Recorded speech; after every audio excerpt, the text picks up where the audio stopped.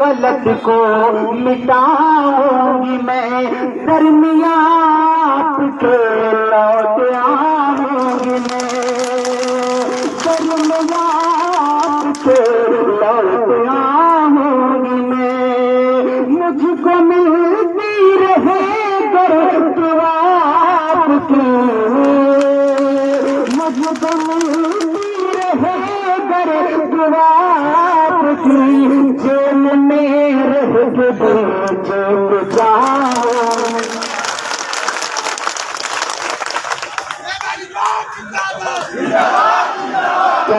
क्या जेल में रह करके जीता नहीं जा सकता? जेल में रह करके जीता नहीं जा सकता? तो हाथ नीचे क्यों है भाई? उठाओ ना, हाथ उठाओ ना, एक एक हाथ और में होना चाहिए। मंच में भी सारे लोग जेल में रह के चुप जाऊं मैं, दरमियान के लौट आऊंगी मैं। और एक बहुत छोटी विजुअल मात्र 2 मिनट की आपके बीच में रखता हूँ। ये अरमान रजा बलरामपुरी को तारुफ कराने का वक्त नहीं है, क्योंकि इस वक्त अरमान रजा अपनी पोजीशन पे नहीं है। इस वक्त मैं बस एक महज छोटा रिजवान बनकर के आपसे कुछ कहना चाहता हूँ। अगर आप सुनना चाहें तो मैं पेश करूँ, वरना फिर मैं पढ़ूं। एक छोटी सी मजबूरी में आप सब तक भी पढ़ाना चाहता हूँ, थोड़ा सा मैं आपको साथ दे दें। कहते हैं कि आजकल सुर्खियों में फसानों में हो। जफर भाई, नियाज भाई और जितने भी वक्ता हैं, ये सब लोग एक बोलते बोलते दर्द झलक आता है, कुछ कह नहीं पाते। कभी कभी ऐसा वक्त आ जाता है कि इंसान कहना बहुत कुछ चाहता है लेकिन नहीं कह पाता, वो दर्द इतना होता है। उस दर्द को मैं कुछ मिसरों में पिरोने की कोशिश करता हूँ, आप तक पहुँचाता हूँ। ख्याल रखना आपकी जिम्मेदारी है। मैं पढ़ता हूँ, सुनिएगा कि आजकल सुर्खियों में फसानों में हो, आजकल सुर्खियों में फसानों में हो, के तूफानों में हो, के तूफानों में हो, के तूफानों में हो, के तूफानों में हो। हाथों में हथकड़ी, पाँव में बेड़ियां, मैं बयां क्या करूं अपनी मजबूरियां, मैं बयां क्या करूं अपनी मजबूरियां। कितना बेबस हूँ मैं, कितना लाचार हूँ, कितना बेबस हूँ मैं, कितना लाचार हूँ। जाने किस ओर से आ लगे गोलियां, जाने किस ओर से आ लगे गोलियां। देश के हुक्मरां के निशानों में हो, कैदखानों में हो, कैदखानों में हो, कैदखानों में हो, कैदखानों में हो। बहुत शुक्रिया मेरे भाई। असली जनता दरबार तो आप हैं, आप जिसको चाहेंगे अंदर रहेंगे, जिसको चाहेंगे बाहर रहेंगे। और एक बात जरूर याद रखना जी, एक बात जरूर याद रखिएगा कि अगर सुकून की चाय पीना चाहते हैं तो कप और प्लेट बहुत जरूरी है, इसको हमेशा याद रखिएगा। और आने वाली 3 तारीख को अपना बहुमूल्य मत बेबरवान में मुझे बहुत बहुत शुक्रिया। आपने अवाम उन्नास में गुरु कर्जदार बना दिया आपने। आइए, हमारे बीच में हमारी बड़ी बहन मौजूद है। मैं गुजारिश करूंगा अपने आपके एहतराम के साथ कि आप दो बातें अवाम उन्नास के सामने रखें। दूर दराज से आए हुए हमारे सभी भाइयों, चाचाओं और बुजुर्गों को मेरा प्रणाम, आदाब, नमस्कार। मैं कुछ ज्यादा तो यहाँ पे नहीं बोलना चाहती हूँ, क्योंकि आपको पूरा प्रकरण पता है कि हमारी छोटी बहन जेबा रिजवान इस समय जेल में है। मैं आप लोगों से इस मंच के माध्यम से अपील करना चाहती हूँ कि आप लोग उनको वोट करें, उनकी रिहाई के लिए, अपने क्षेत्र के विकास के लिए। और उनकी रिहाई ही सबसे बड़ी आप लोगों की मजबूती होगी, क्योंकि मैंने देखा है कि उन्होंने इस क्षेत्र के लिए बहुत काम किया है। अब वो वक्त आ गया है कि उनको उनके किए हुए कार्यों का आप लोग जो भी है एज ए गिफ्ट आप वोट करिए, अपना अमूल वोट करिए और बहन जेबा रिजवान को जेल के सलाखों के पीछे से निकालिए और अपने क्षेत्र का विकास करिए। और एक लाइन हमें जहाँ तक याद है बहन जेबा रिजवान की ही, कि वो उन्होंने कभी हिंदू मुस्लिम का भेदभाव नहीं किया। वही चीज मैं उनकी एक लाइन को दोहराना चाहती हूँ कि जिस दिन अंतर मिट जाएगा पूजा और नमाज में, जिस दिन अंतर मिट जाएगा पूजा और नमाज में, उस दिन सच्चा स्वर्ग बनेगा अपने हिंदुस्तान में। जय हिंद, जय भारत। बहुत बहुत शुक्रिया हमारी बड़ी बहन, आपका आभारी हूँ। आइए अब मैं उस मुहतरम शख्स को आवाज देना चाहता हूँ जो सरजमीन गोंडा से चलकर रिज्जू भैया, जेबा, विजय भैया, राजेंद्र भैया का हाथ मजबूत करने के लिए निकल चुका है इस शेर के साथ कि न मैं जुगनू हो दिया हो न कोई तारा हो, न मैं जुगनू हो दिया हो न कोई तारा हो, रोशनी वाले मेरे नाम से जलते क्यों हैं। सगीर उस्मानी से बरिशान, सगीर उस्मानी से बरिशान।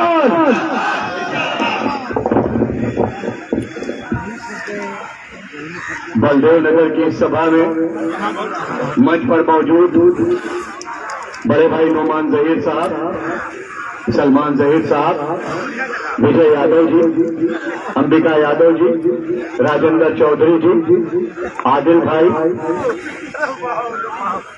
संचालक महोदय और जफर साहब, और यहाँ पर बहुत लोग हैं, सबका नाम लेने में वक्त लगेगा। यहाँ पर मौजूद सभी बुजुर्गों, नौजवान साथियों, माताओं और बहनों और प्यारे बच्चों, आज चुनाव का वक्त है। बात तो इस पर होनी चाहिए थी कि 5 साल में बाबा ने उत्तर प्रदेश को क्या से क्या बना दिया है। बात तो इस पर होनी चाहिए थी कि किसानों का क्या हाल है। बात तो इस पर होनी चाहिए थी कि कानून व्यवस्था का क्या हाल है, हमारी बेटियां सड़क पर निकल सकती हैं या नहीं निकल सकती हैं। बात इस पर होनी चाहिए थी कि कोरोना के दौरान एक एक सांस के लिए आदमी तरसा है, एक एक ऑक्सीजन सिलेंडर के लिए तरसा है, एक एक बेड के लिए तरसा है। बात ये होनी चाहिए थी, लेकिन इत्तेफाक देखिए कि तुलसीपुर में बात दूसरी हो गई, बात कुछ और हो गई और कुछ लोगों के लिए वो मौका हो गया, हमारे लिए सदमा हो गया और हमारे लिए वो ट्रेजेडी हो गई। चुनाव शुरू होने हुआ, रिजवान साहब ने अपनी बेटी और अपने परिवार के साथ समाजवादी पार्टी को ज्वाइन किया और जब ज्वाइन किया तो आप सभी लोग जानते हैं कि पिछले चुनाव में सिर्फ चंद दिनों के लिए, चंद दिनों में ही जेबा आई थी चुनाव लड़ने के लिए और उस वक्त यहाँ के मौजूदा विधायक सपा के हुआ करते थे और जब चुनाव हुआ तो 10 दिन में विधायक जी धुआं हो गए। जेबा दूसरे नंबर पर आई और विधायक जी कहीं दूर दूर तक दिखाई नहीं दे रहे थे। उनको लगा कि अब जेबा पार्टी में आ गई है तो शायद टिकट इनको मिलेगा। फिर बात आगे बढ़ी, जेबा की काबिलियत, जेबा की सलाहियत, जेबा की शराफत, जेबा की पर्सनालिटी कि उनको समाजवादी महिला सभा का राष्ट्रीय सचिव बनाया गया और उनकी राष्ट्रीय अध्यक्ष छुरी सिंह उनको साथ ले लेके लखनऊ, इलाहाबाद, उन्नाव और कानपुर पता नहीं कहां उनके साथ मीटिंग करने लगी। इसी दौरान एक हादसा होता है और हमारे बहुत ही अजीज हमारे छोटे भाई पप्पू भाई का मर्डर हो जाता है और पप्पू भाई का मर्डर होता है तो आप लोग भाजपा को जानते हैं कि भाजपा किसी भी मजबूत आदमी को साजिश का शिकार जरूर बनाती है। आपने 5 सालों में देखा है, आजम खान साहब का हाल आपने देखा है और क्या हुआ कि जैसे ही वो हादसा हुआ भाजपा वाले साजिश पे आ गए और वो रिजवान साहब को उसमें मुलविस करना चाहते थे। जब वो मर्डर हुआ उसके बाद FIR हुई, वो जो है बेनामी FIR थी, अज्ञात की थी कि कोई नामजद FIR नहीं थी। लेकिन 3-4 दिन के बाद, 5 दिन के बाद एक आदमी जांच कर रहा था, उस आईओ को हटाया गया और पप्पू भाई के यहाँ गोंडा के सांसद और बलरामपुर के विधायक हेलीकॉप्टर से आते हैं और एक साजिश रचते हैं। उसके दूसरे दिन बाबा साहब मठ से आते हैं और साजिश रचते हैं और उसके अगले दिन पुलिस ये कहती है कि इस मर्डर में सांसद जी मुलव्विस हैं, इनकी बेटी मुलव्विस है और इनका दामाद मुलव्विस है। भाजपा साजिश करती है, आपने देखा है, और भाजपा खास तौर से किन लोगों के साथ साजिश करती है ये भी आपने देखा है। और वहां इंसाफ क्या होता है ये भी आपने देखा है कि बकरी चुराने का इल्जाम लगा करके आजम खान 2 साल जेल के बाहर नहीं आते और किसानों के सीने पर जीप चढ़ाने वाला 20 दिन के अंदर 2 महीने के अंदर जेल के बाहर आ जाता है।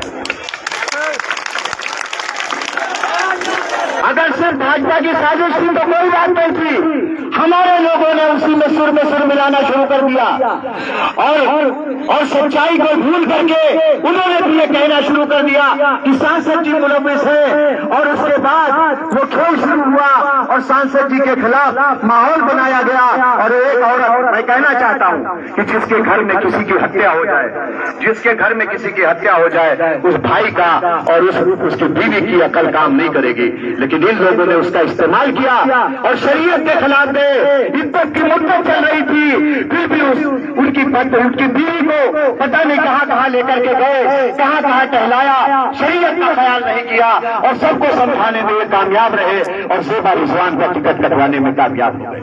उनका मकसद भी यही था, क्योंकि अगर मर्डर में ज़ेबा रिजवान का कहां से हाथ आ जाता, उन्होंने ये किया और उन्होंने ये करके सिर्फ एक काम नहीं किया। आप सभी लोग जानते हैं, कितने लोग मानते हैं कि रिजवान साहब बेगुनाह है? हाथ उठाइए। कितने लोग मानते हैं कि ज़ेबा बेगुनाह है? कितने लोग मानते हैं कि रमीज बेगुनाह है? और ये आवाम है, ये सब कुछ जानती है, ये पब्लिक है, ये सब कुछ जानती है और सारे लोग जानते हैं। मैं वकील हूं, जो केस है वो किसी 3rd क्लास फिल्म की स्टोरी से भी बदतर है। 1 मिनट के लिए उसको अदालत में नहीं टिकना है, मगर इन लोगों ने एक साजिश की और उसके बाद ये साबित करने में लग गए कि इन्होंने मर्डर किया है और इसने काम इन्होंने उससे भी बुरा किया। मैं आपको बताना चाहता हूं कि इन्होंने हमको बेगुनाह होते हुए फंसाया ही नहीं, लेकिन पप्पू का मर्डर तो हुआ है कि नहीं हुआ?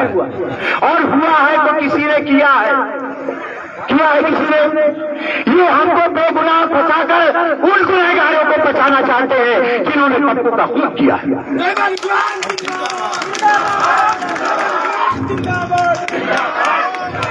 ये पप्पू की बीवी को कहते रहे कि हम तुमको टिकट दिलवाएंगे और आखिर में खुद टिकट देकर चले आए। और मैं आपसे कहना चाहता हूं कि अगर इन्होंने पप्पू की बीवी को टिकट दिलाया होता, खुदा की कसम आज ज़ेबा रिजवान चुनाव नहीं लड़े।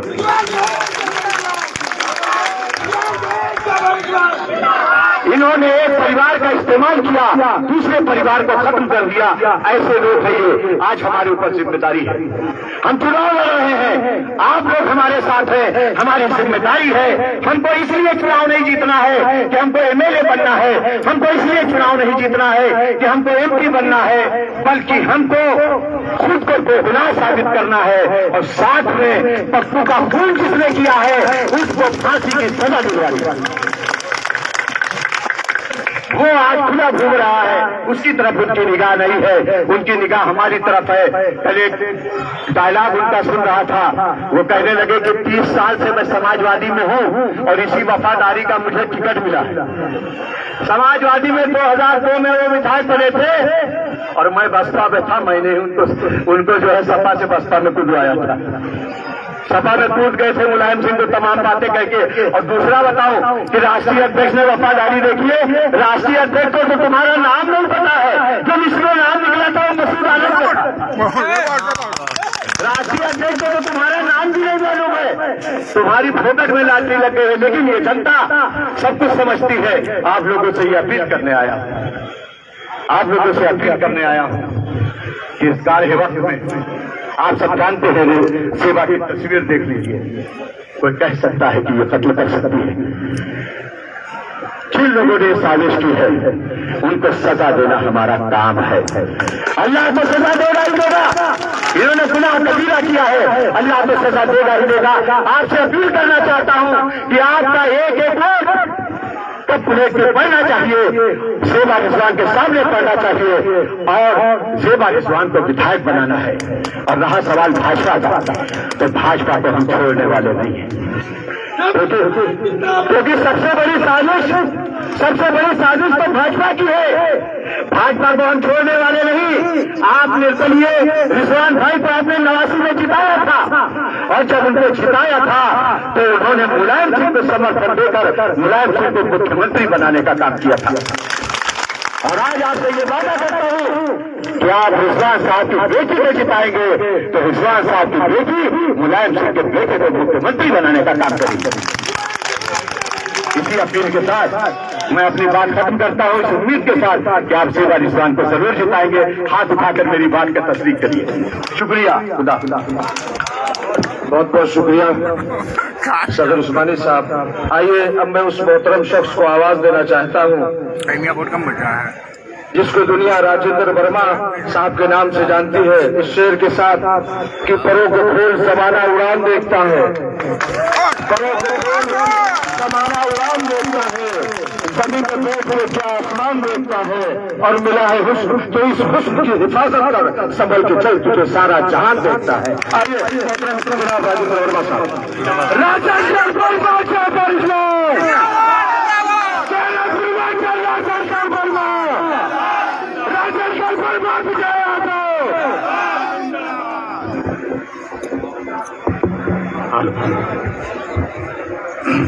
सदर मोहतरम अली जनाब, मंचासीन मेरे हर दिल अजीज दोस्तों, जो दूर दराज से आए हुए मेरे साथियों,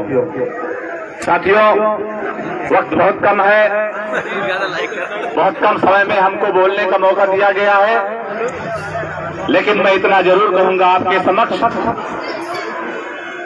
कि जब बहन जेबा का टिकट फाइनल हुआ और वो जुल्म की शिकार हुई, सलाखों के पीछे उनको आतताई ताकतों ने जब धकेल दिया, तो उस जुल्म के खिलाफ और अपनी इंसानियत को बुलंद करने के लिए समाजवादी पार्टी से विजय यादव जी प्रमुख उनके समर्थन में कूद पड़े। साथियों, हमने भी सोचा कि अगर इंसानियत को कामयाब बनाना है, इंसानियत का साथ देता है, तो साथियों मेरा भी जमीर जेबा रिजवान जहीर के साथ में है साथियों। और मैं ये वादा करता हूं कि मैं ही नहीं, जिस शख्स की जमीर जिंदा होगी वो जेबा रिजवान का साथ देगा साथियों। वो जुल्म की शिकार हुई है, लेकिन कोई बात नहीं है, उनके जुल्म और मेरे सब्र का संघर्ष जारी है। ये वक्त बताएगा कि किसका पलड़ा भारी है। साथियों, ज्यादा कुछ ना कह करके मैं इतना जरूर कहूंगा, देखिए अभी मैं जिस पार्टी में था मैं भी उम्मीदवार घोषित हुआ था, लेकिन कुछ कथित कारणों के द्वारा हमको वहां से हटाया गया। मेरी उम्मीदवारी सुनी और मैं उस पार्टी को इसलिए छोड़ा क्योंकि उस पार्टी का सिद्धांत था गरीबों मजलूमों का साथ देना।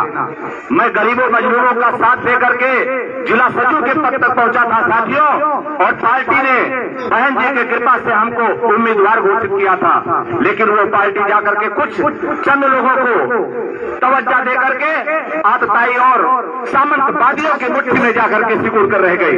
साथियों, ऐसी पार्टी को दरकिनार करते हुए हमने भी इंसानी ताकत को मजबूर करने के लिए मजबूरी से जेबा रिजवान जी के पक्ष में हम भी खड़े हुए हैं साथियों। मैं दावे के साथ कह सकता हूं, हम लोगों ने बहन जेबा रिजवान के साथ में साथ पार्लियामेंट्री के चुनाव में साथ काम किया है साथियों। उस वक्त का दौर था, परम आदरणीय हमारे बड़े भाई राम सुमर वर्मा जी उम्मीदवारी कंबाइन सपा और बसपा से उम्मीदवार घोषित हुए थे। परम आदरणीय रिजवान जहीर साहब सपा को छोड़ करके अपनी ताकत को बुलंद करने के लिए, इंसानी ताकत को बुलंद करने के लिए राम सुमर वर्मा का दामन थामा था और उनको सांसद बनाया था साथियों। तो मेरे कौम की, मेरे समाज की जिम्मेदारी बनती है कि हम लोग भी अपना फर्ज अदा कर दे साथियों, क्योंकि साथियों बहन जेबा रिजवान का हमेशा दावा रहता था, गंगा जमनी तहजीब पर हमेशा काम करती थी, चाहे वो रिजवान जहीर साहब हो चाहे बहन जेबा जी हो। उन्होंने हमेशा अपना नारा बुलंद किया और लोगों को जाकर के समझाया और बताया कि हम लोग गंगा जमुनी तहजीब वाले हैं, मुझे हिंदू और मुसलमान दोनों प्यारे हैं। और उन्होंने ऐलान किया, मेरे तकदीर की कातिल मेरी ईमान लिख देना, मेरे ताकत के हर पंजे पर हिंदुस्तान लिख देना, मुझे हिंदू भी प्यारा है, मुझे मुस्लिम भी प्यारा है, कहीं पर राम लिख देना, कहीं रहमान लिख देना। तो साथियों, अब मैं आपसे गुजारिश करता हूं, एक बार पुनः 3 तारीख को याद दिला देना और उस इंसानी ताकत को मजबूती के साथ जेबा बहन के पक्ष में अपना वोट डालना। बहुत बहुत धन्यवाद आपको। जय भीम, जय भारत, खुदा हाफिज।